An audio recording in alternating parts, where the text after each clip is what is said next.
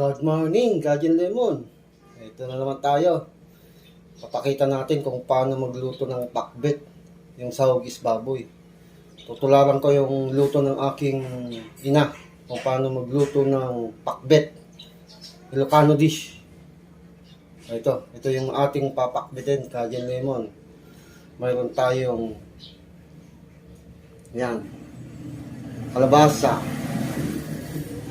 talong, sigarilyas, saka siling, tabal. Ito yung ginagamit talaga ito sa pangpakbet sa amin. Walang anghang na sili. Saka yan, may pang seasoning tayong magic sarap. Bagoong boneless ng Pangasinan. Yan, Kajin Lemon. Yan, meron tayong ampalaya na ligaw. Galing yan ng Pangasinan, tong gulay na to. Dala ng aking kaboardmate. Then, ayan, okra. Ito yung ating baboy na pangsahog. Siyempre, ito, madaming kamatis. Sibuyas. Yung dahon ng sibuyas to. Saka bawang at luya. Yan, Kajin Lemon. Simulan na natin magluto. Kajin Lemon, ito muna. Papakuluan muna natin yung ating baboy para lumambot. Yan. Yun ang una nating gagawin. Lalagyan natin siya ng tubig para lumambot siya. Palambutin muna natin siya.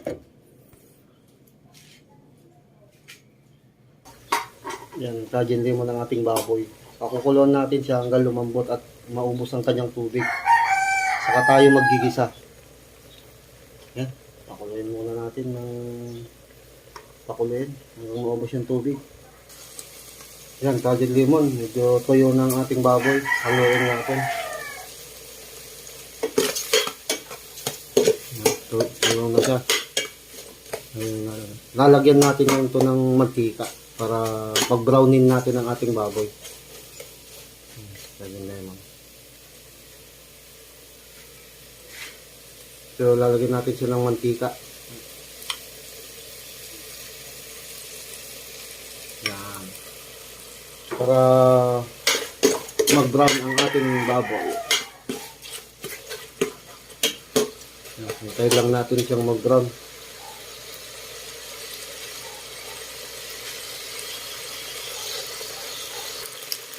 Yan, Kajin Lemon.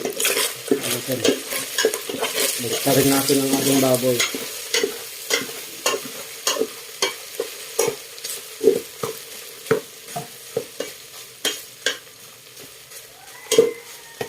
Palabasin natin yung kanyang mantika.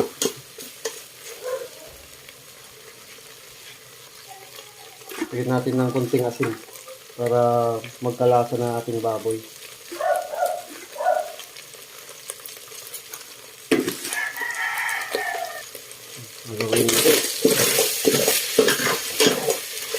Halo-halo para mamix.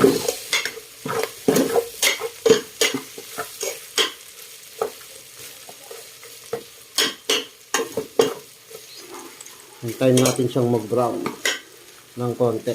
Saka tayo maggigisa.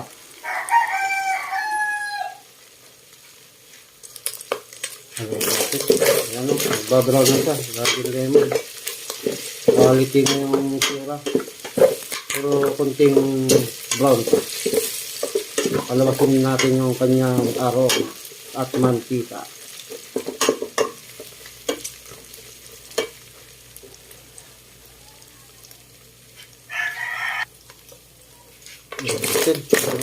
Kajin Lemon, lumabas ang kanyang mantika.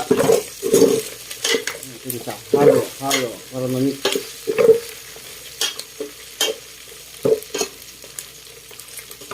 Brown na siya.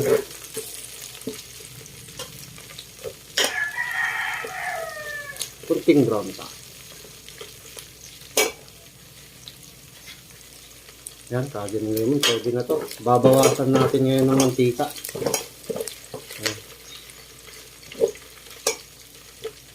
Lumabas yung mantika ng baboy, babawasin natin.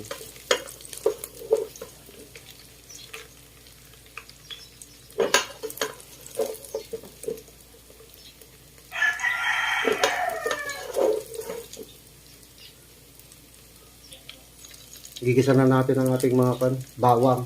Unahin natin yung bawang. Bawang.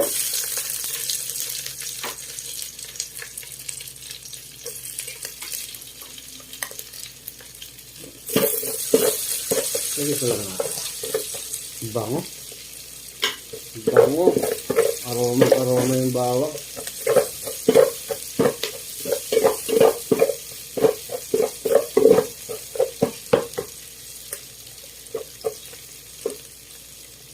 Pag-brown natin konti yung bawang natin.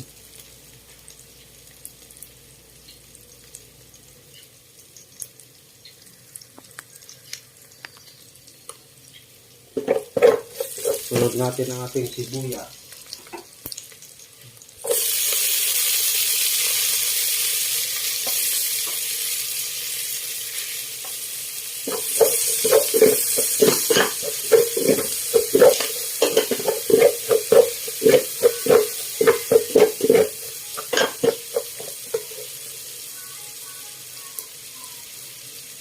Lagyan na lang natin din yung ating luya.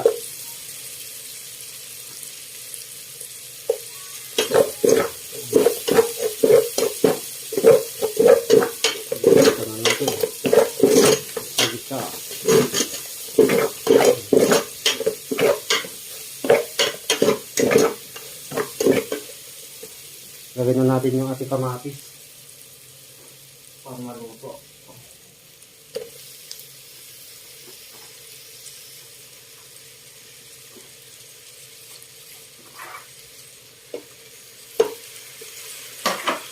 Kailangan madaming kamatis para masarap ang ating pakbet. Ito yung sikreto sa amin. Madaming kamatis. Siya yung isa sa nagpapasarap.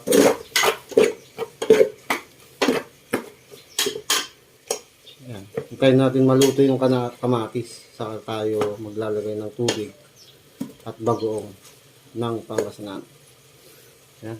Lutuin muna natin yung kamatis. Ayan. Halo-haloin natin. Kakatas na yung ating kamatis. Oh.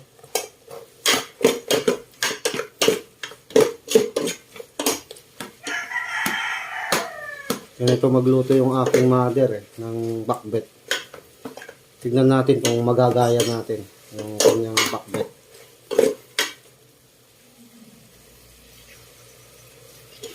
Medyo luto na yung ating kamatis. Isama ko na sa gisa to kasi medyo matagal maluto to compare sa ibang gulay.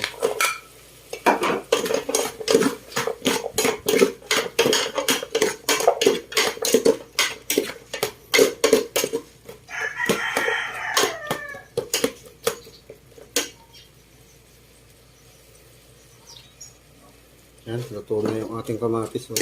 Durog na siya. Lalagyan na natin siya ng bagoong. Ito. Boneless. Na bagoong galing Pangasinan din to. Tansyan lang. Ito. Isa. Dalawa. Yan, pwede na yung dalawa.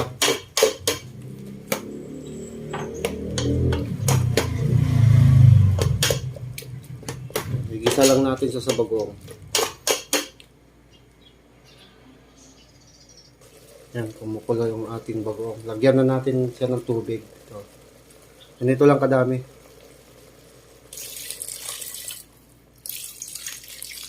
Yan. Pakuluan natin ulit. Yan. Check natin yung kalabasa kung medyo luto na. Yan, medyo luto na. Next na natin yung mga dito, ibang gulay.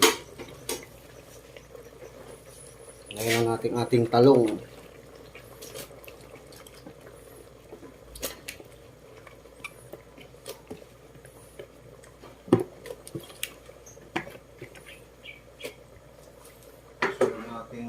Ampalaya.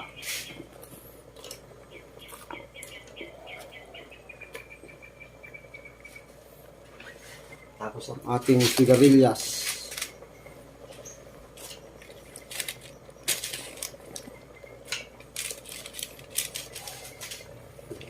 Tapos ang ating sili. Tabal ang tawag sa Ilocano ito sa Ilocos. Hindi sa manghang, pang pakbet talaga. Masarap siyang sili. Walang anghang. Ito yung ginagamit pang pakbet sa amin. Tapos ating okra. Yan. Saka ito, daon ng sili to. Pangpasarap din to sa pakbet.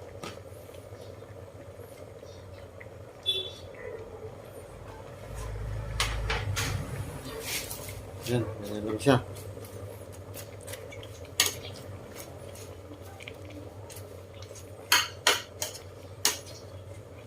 Saka natin takpan. Haluin natin siya. Oh, ganito, paghalo niyan, pakbet. Yan. Para hindi madurog pag ginamitan mo ng sandok. Takpan natin ulit. Check natin kung kulo. Haluin natin ulit para pantay. Ganito magpakbet kasi yung aking ina. Konti lang yung sabaw. Tikman natin yung sabaw niya kung anong lasa, anong kulang para may iwas to.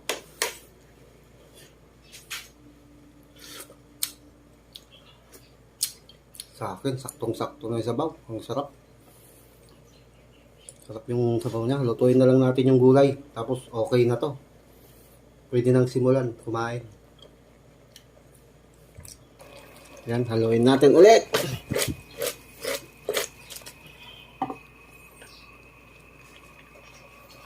Haluin natin ulit para maluto yung nasa ilalim. Yan. Konti na lang to, maluluto na.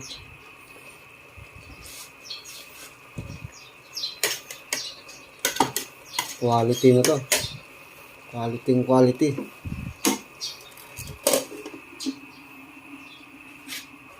Yan no, mga ka-Gen Lemon no.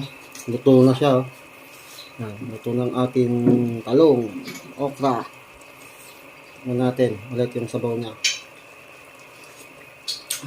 Napakasarap pala. Yung ganitong pakbet. Nakakuha ko din yung lasa. Ayan, pwede nang kumain. Ka-Gen Lemon. Tirahin na natin to. Baka tirahin pa ng iba. Ka-Gen Lemon, kain na tayo. Ito po ang ating ulam, pakbet.